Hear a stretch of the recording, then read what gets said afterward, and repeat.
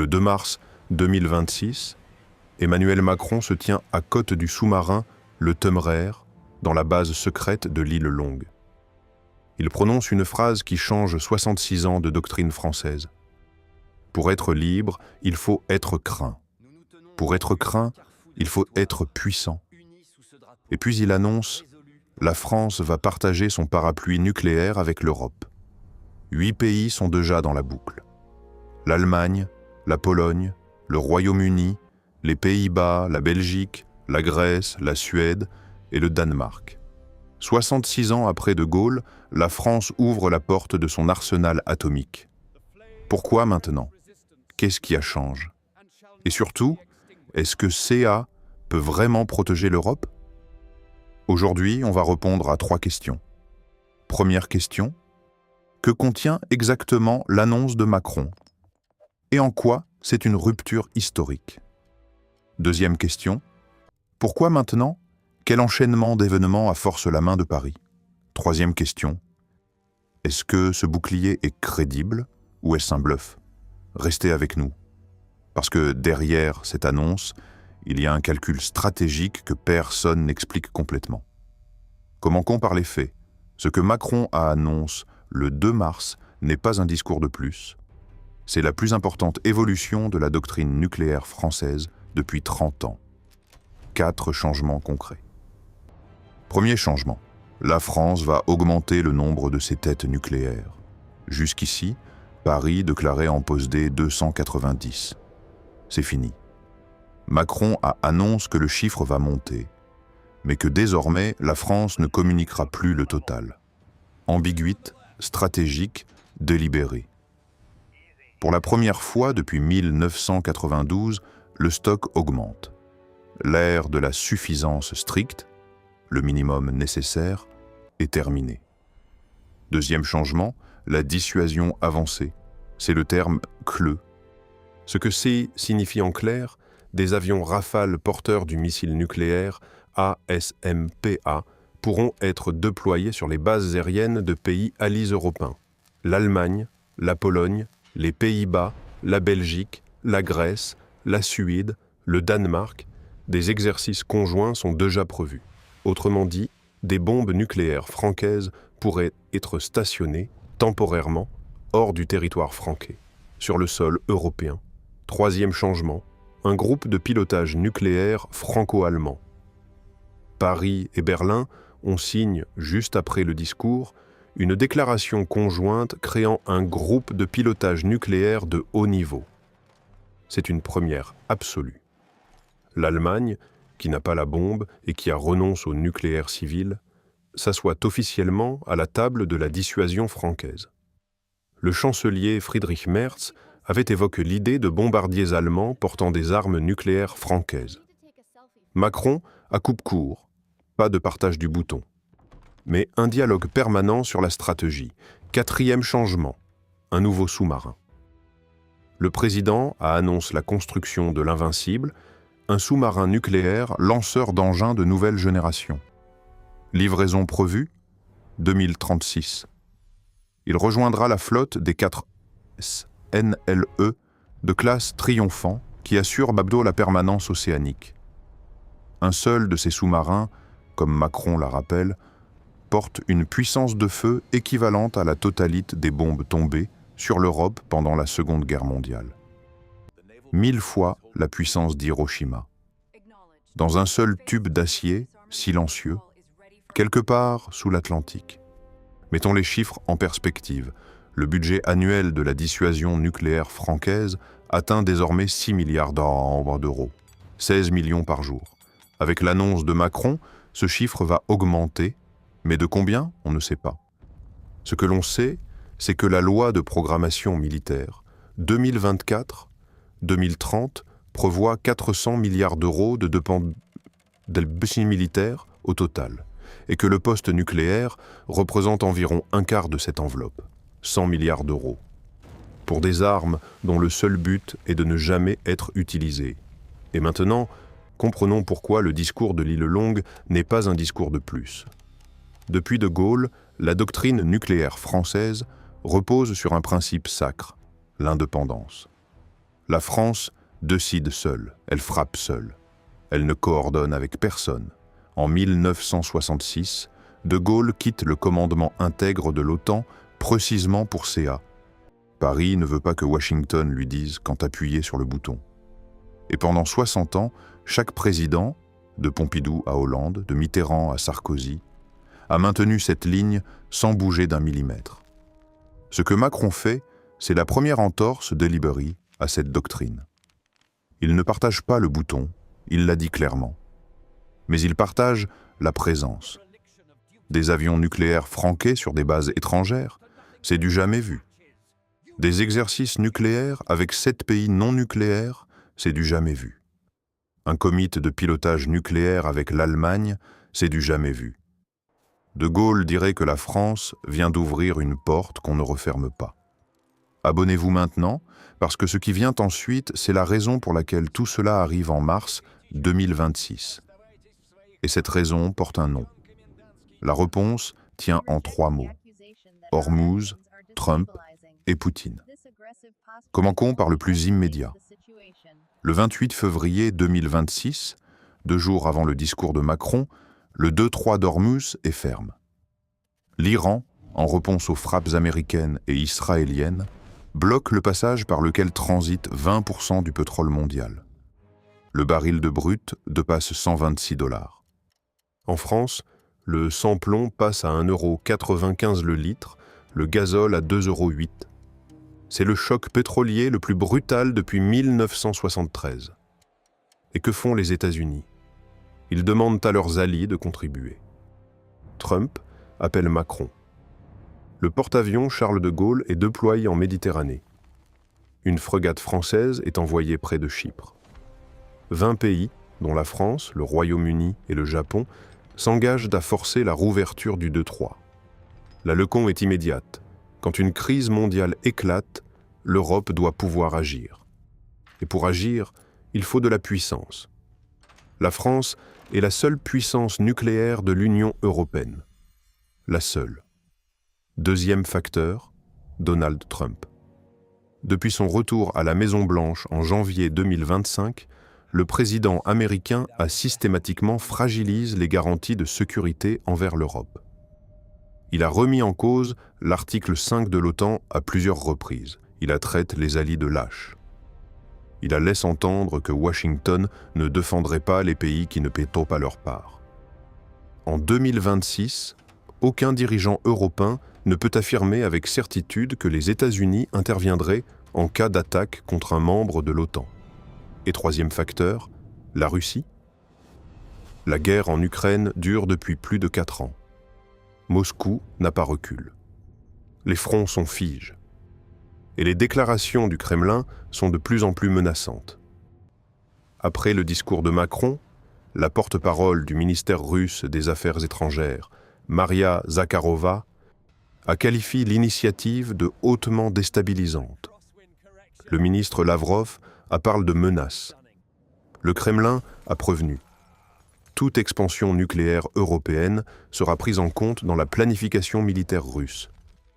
En d'autres termes, la Russie a peur. Et quand Moscou a peur, c'est que quelque chose fonctionne. Mais il y a un 4e facteur que personne ne mentionne. Et c'est peut-être le plus important. L'élection de 2027. Macron ne peut pas se représenter. Son mandat se termine. Et il le sait, tout ce qu'il construit aujourd'hui peut être de fait demain. Jordan Bardella, du Rassemblement national, est en tête des sondages avec 35 à 37% des intentions de vote au premier tour. Marine Le Pen, malgré sa condamnation, reste une figure centrale. Et ni Bardella ni Le Pen n'ont clairement soutenu la dissuasion avancée. Macron joue contre la montre. Il veut ancrer cette politique si profondément dans les institutions, les accords bilatéraux, les exercices, le groupe de pilotage, que le prochain président ne pourra pas faire machine arrière sans perdre la face devant toute l'Europe. C'est une stratégie du fait accompli. Et dans l'histoire de la Ve République, les faits accomplis en matière nucléaire sont rarement de faits. Abonnez-vous maintenant, parce que la question qui suit est la plus importante. et elle divise les experts. La vraie question est simple. Le bouclier nucléaire franqué peut-il réellement protéger l'Europe? La réponse est oui et non. Oui, parce que la force de frappe française est crédible. 4 sous-marins nucléaires. À chaque instant, au moins un est en patrouille, invisible quelque part dans les océans. Chacun porte 16 missiles M51.3, équipes de têtes nucléaires de nouvelle génération. Les TNO2, entrés en service en 2026. Portée de plus de 10 000 km, capacité d'emport de 4 à 6 têtes multiples par missile. Un seul sous-marin peut frapper simultanément des dizaines de cibles sur un continent entier. En complément, 50 têtes nucléaires sont assignées aux Rafale équipe du missile A-SMPA, capable de voler à Mach 3 sur plus de 500 km. C'est cette composante aérienne que Macron propose de déployer chez les alliés. Mais, et c'est un mais, en norme, il y a une différence fondamentale entre protéger la France et protéger l'Europe. La dissuasion nucléaire française a toujours reposé sur un principe, la menace de représailles massives contre quiconque menacerait les intérêts vitaux de la France. Le problème, c'est que personne n'a jamais défini précisément ce que sont ces intérêts vitaux. Est-ce que Tallinn fait partie des intérêts vitaux de la France? Est-ce que Varsovie en fait partie? Est-ce que la Roumanie en fait partie? Macron a dit que les intérêts vitaux de la France comportent une dimension européenne. Mais il n'a pas dit lesquels. Il n'a pas trace de ligne rouge. Et c'est peut-être libre. En stratégie nucléaire, l'ambiguïté est une arme. Si Moscou ne sait pas exactement où commence le parapluie franchi, le doute suffit à dissuader. Mais si Moscou teste cette ambiguïté, par exemple avec une attaque limitée sur un pays balte, la France se retrouvera face à un choix impossible, lancer l'apocalypse ou perdre toute crédibilité. Les Polonais l'ont bien compris. Le Premier ministre Donald Tusk a salué l'initiative et confirme que Varsovie participe aux discussions. Mais le président Karol Nawrocki, plus proche de l'opposition, a déclaré que seuls les États-Unis sont un partenaire nucléaire crédible. La Pologne veut le parapluie français, mais elle ne lâchera pas le parapluie américain. Et le Royaume-Uni, Londres et Paris ont signé en juillet une déclaration conjointe sur la coordination de leurs forces nucléaires indépendantes. Avec ses 225 têtes nucléaires et ses sous-marins Trident, la Grande-Bretagne apporte un complément réel.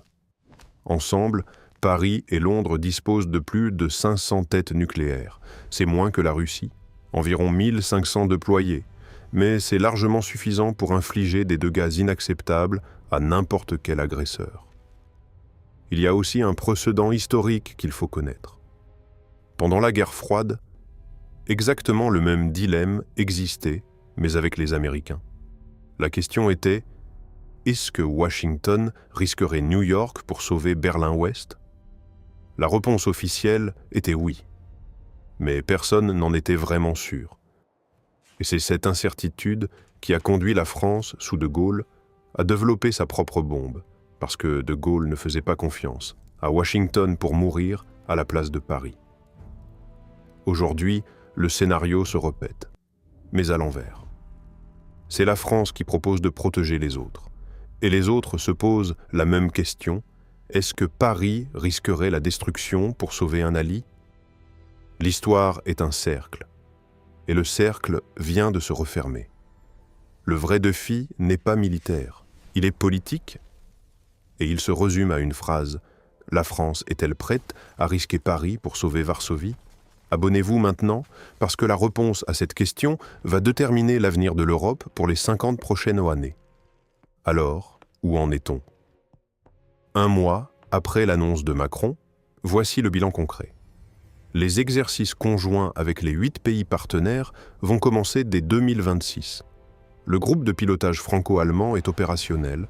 Le budget de défense franquais augmente de 6,7 milliards d'euros par rapport à 2025, atteignant un record historique. Et le sous-marin, l'Invincible, est en phase de conception chez Naval Group. Sur le plan diplomatique, 14 gouvernements ont signé le 11 mars la déclaration de l'Alliance nucléaire européenne. 14. La Belgique, la Bulgarie, la Croatie, la République tchèque, la Finlande, la France, la Hongrie, l'Italie, les Pays-Bas, la Pologne, la Roumanie, la Slovaquie, la Slovénie et la Suède. C'est une coalition qui dépasse largement le cercle initial des 8. Elle couvre le nucléaire civil et militaire. Un signal clair que l'Europe nucléaire n'est plus un tabou. Mais il reste des questions sans réponse. Et certaines sont vertigineuses. Quel sera le nombre final de têtes nucléaires franquaises? 300? 400? Plus? Comment la France financera cette expansion alors que sa dette dépasse 3 500 milliards d'euros, 115% du PIB, et que les intérêts de cette dette coûtent 59 milliards d'euros par an, soit plus que le budget de l'éducation nationale? Et la question politique. Est-ce que le prochain président, en 2027, maintiendra cette politique? Bardella, en tête des sondages avec 35%, n'a pas pris position claire sur la dissuasion avancée. Son parti, le Rassemblement national, a toujours été souverainiste. Et partager le parapluie nucléaire, c'est l'inverse de la souveraineté. Mélenchon s'oppose ouvertement à l'expansion nucléaire. Glucksmann hésite, tiraille entre l'européisme et le pacifisme de sa base. Et il y a un paradoxe que personne ne soulève. La France propose de protéger l'Europe avec sa bombe, mais c'est la même France qui a un déficit de 5% du PIB, qui peine à recruter des soldats, dont 40% des hélicoptères militaires sont en panne, et dont les stocks de munitions conventionnelles ne tiendraient que quelques semaines en cas de guerre de haute intensité. On offre le bouclier ultime, mais le soldat qui le porte a les poches vides. La dissuasion nucléaire n'est pas un slogan, ce n'est pas une posture, c'est une promesse. La promesse que si quelqu'un franchit la ligne, la réponse sera totale, absolue, irréversible. Et une promesse de cette nature, ça se tient, ou qu'a détruit celui qui l'a fait, parce qu'une dissuasion qui n'est pas crédible est pire que pas de dissuasion du tout. Elle donne une illusion de sécurité. Et les illusions, en géopolitique, se paient en vies humaines. Le 2 mars 2026, Emmanuel Macron a fait un pari. Le pari que la France peut être le bouclier de tout un continent. Que 290 têtes nucléaires, bientôt plus, suffisent à faire reculer Moscou. Que l'ambiguïté stratégique vaut mieux que des garanties écrites. Que l'Europe peut se défendre sans les Américains. C'est un pari colossal. Et dans les 12 prochains mois, nous saurons si c'est du génie ou de l'inconscience. Écrivez en commentaire, pensez-vous que la France peut réellement protéger l'Europe avec sa bombe, ou est-ce un bluff de Macron? Et si vous n'avez pas vu notre analyse complète de l'arsenal nucléaire franquais, les sous-marins, les missiles, les coups, les secrets, c'est juste ici. On s'y retrouve.